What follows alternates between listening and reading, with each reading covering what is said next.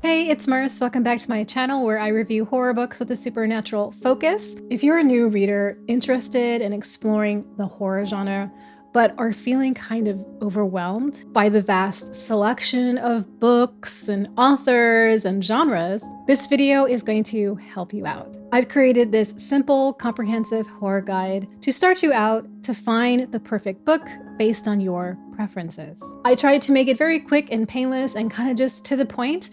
So there are going to be a bunch of different things that we're going to be going into. There are chapters here in the video. You can jump and skip around to whatever interests you.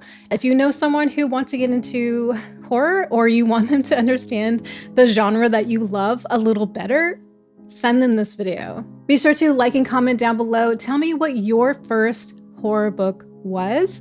That'd be interesting to know. And if you haven't subscribed, but you would like to, I would love that. Please do.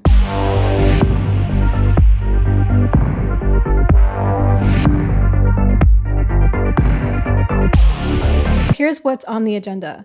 One, we're going to talk about horror and what it does that makes people really like it.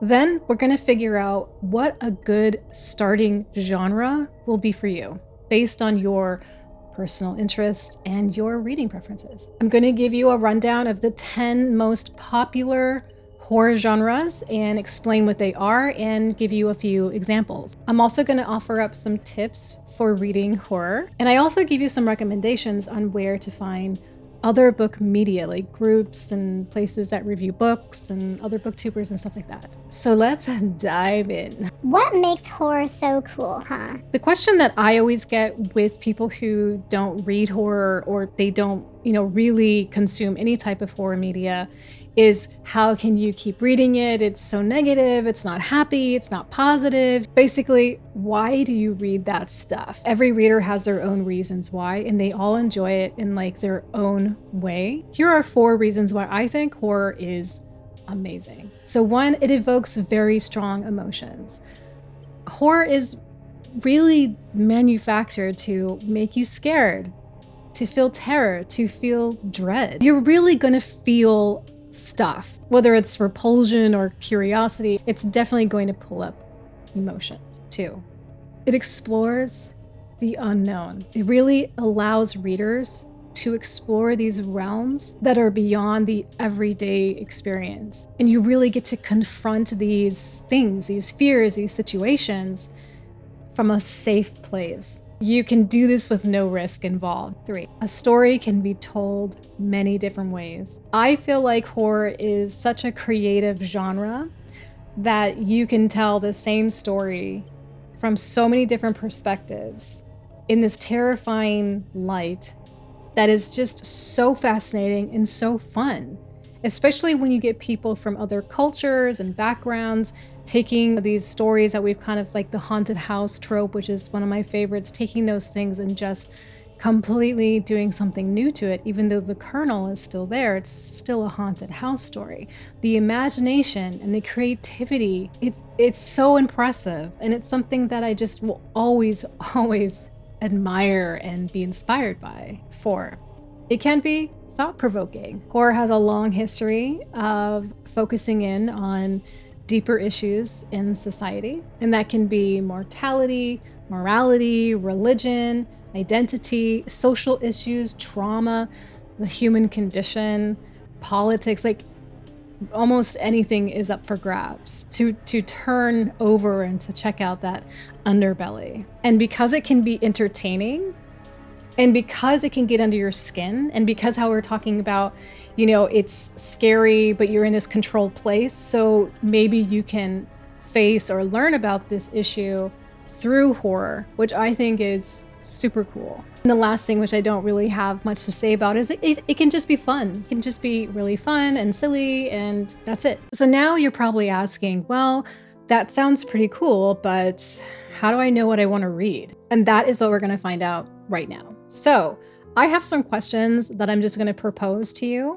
Just answer them to yourself or answer them in the comments if you like to. So this first question I think is a really good place to start. If you've watched horror movies before, everyone's probably seen like a few.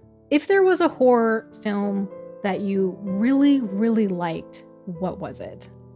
Now, if you don't watch any horror at all or any horror series or anything like that, no problem. The rest of the questions should definitely still bring up a genre for you, so don't worry. What kind of stories do you like in general? It doesn't have to be anything related to horror, just anything in general. Like you like plot-driven or character-driven, you like certain type of settings or certain type of trope. For myself, when I'm reading horror and I really want to be immersed or I really want to just, be right there, in the story, a character-driven story works for me, because if I care about the characters, then I care about the spooky stuff, the weird stuff that's happening, and I'm kind of tending to more believe it.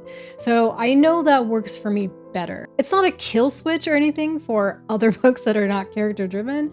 I just know that I prefer this. The third question is, what thing are you willing to explore that scares you? On the screen, I'm gonna have a list here of some examples of what those things could be. Ghosts and the supernatural, the unknown and the unexplainable, cults and demonic possession, the past and historical settings, cosmic entities and eldritch horrors, mental illness and psychological distress, science and technology gone wrong, body horror and bodily transformations, extreme violence and gore, twisted minds and psychotic killers, nature and its dark secrets, monsters and creatures from myths and legends, the end of the world and post-apocalyptic scenarios, science fiction scenarios with a horror twist, social and world issues. There might be a bunch on there about things that you don't want to read about, so also take a note about that. So the next thing is, do you have any special interests? Are you interested in, vintage books? 70s, 80s, 90s nostalgia? Do you like female-driven stories, LGBTQ+,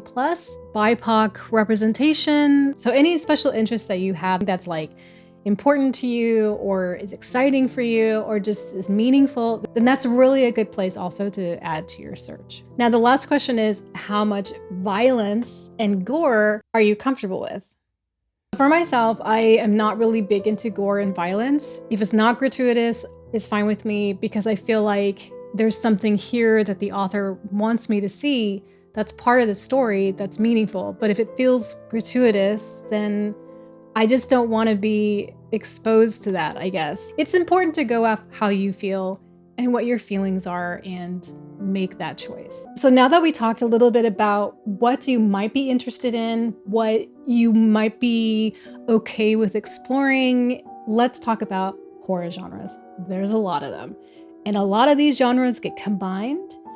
So you can read a cosmic horror that's also a body horror, that's also a supernatural story. It can be a lot of different things. So the first one is supernatural horror. This is, of course, ghosts and demons and supernatural beings.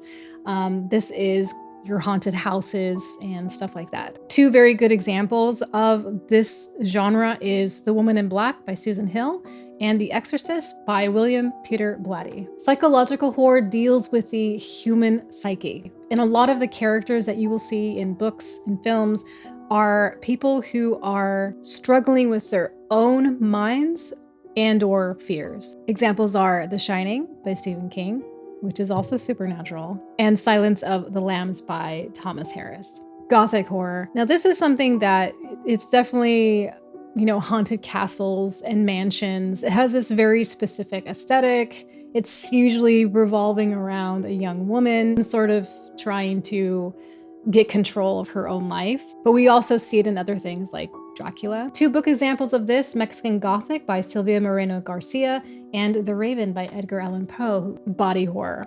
Now this is a genre that I wouldn't suggest for a new reader to horror because it can be intense. This is all about the body and how it can be mutilated and changed or be put into a place of decay by unnatural measures. So maybe it's scientific, maybe it's supernatural, maybe it's cosmic, who knows, but it has all to do with the body. Two great examples of this is The Ruins by Scott Thomas and Sister Maiden Monster short story collection by Lucy Snyder. The next one is sci-fi horror. This is a combination of sci-fi with horror. So like all the horrors of space, mostly how space is just so hostile to the human mind and body.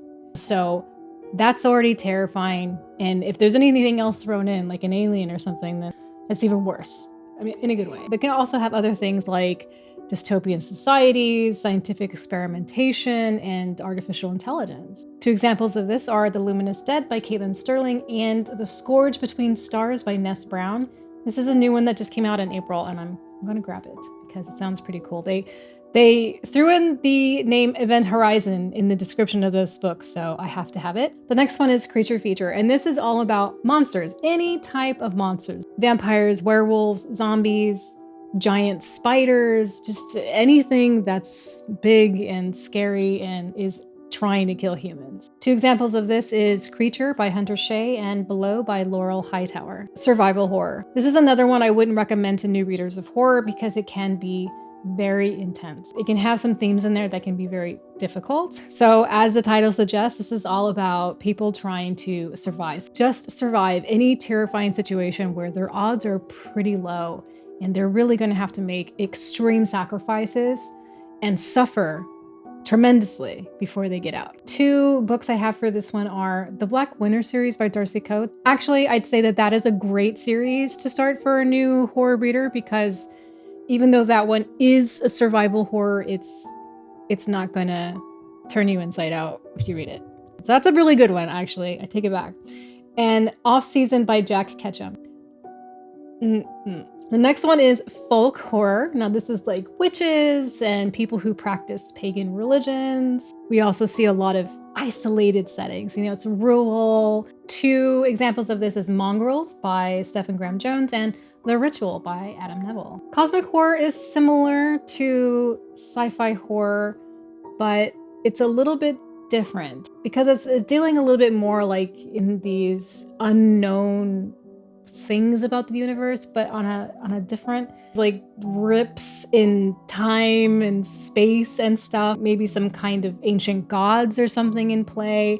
So it's different from sci-fi horror. Two examples of this would be The Ballad of Black Tom by Victor Laval and The King and His Worms by Haley Piper. Now the last one is definitely not for new beginners. I wouldn't recommend it to a new reader to horror unless they were specifically like, that's what I want, but Splatterpunk.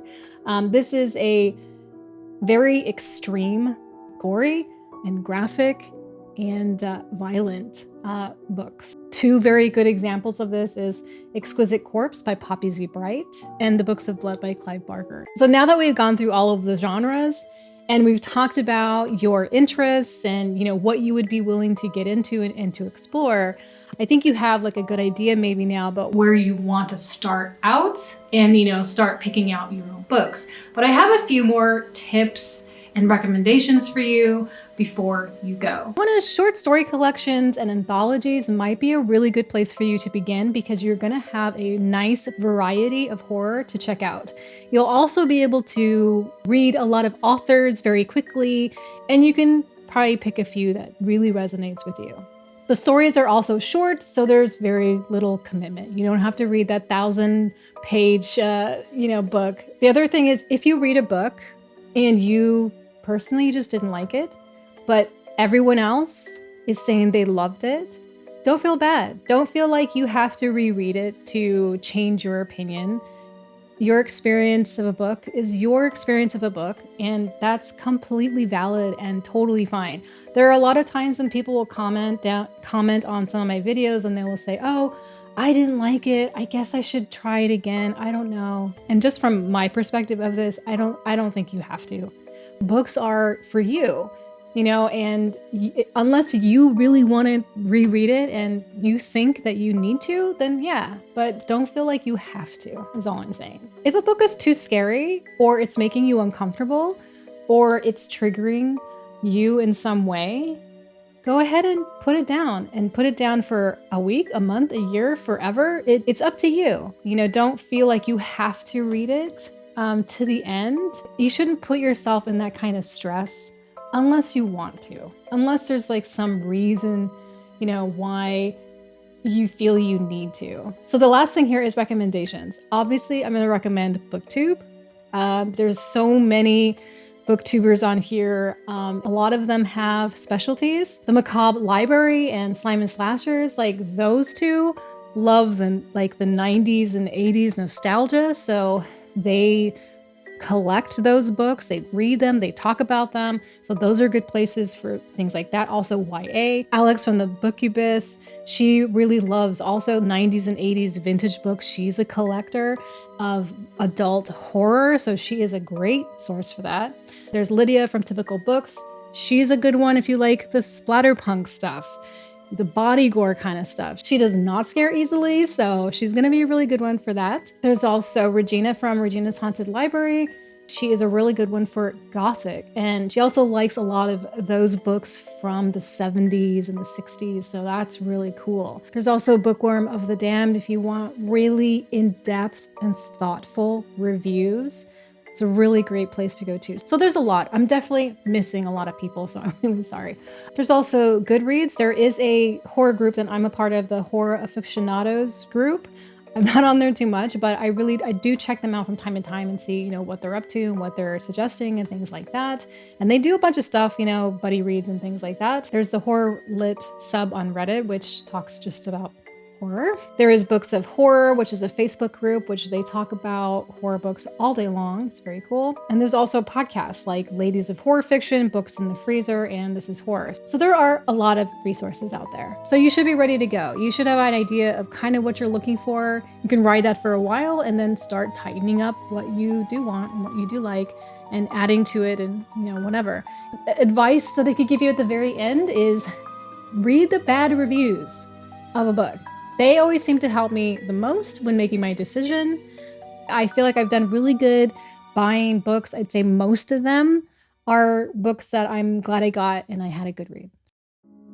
So that was my guide for new readers coming into horror, wanting to join the dark side and sit with us in the doom and gloom in the basement. I hope it was useful.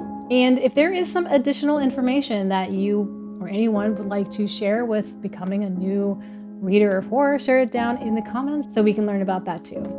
Thank you so much for hanging out with me today. Please take care of yourselves, look after each other, and I will talk to you next time.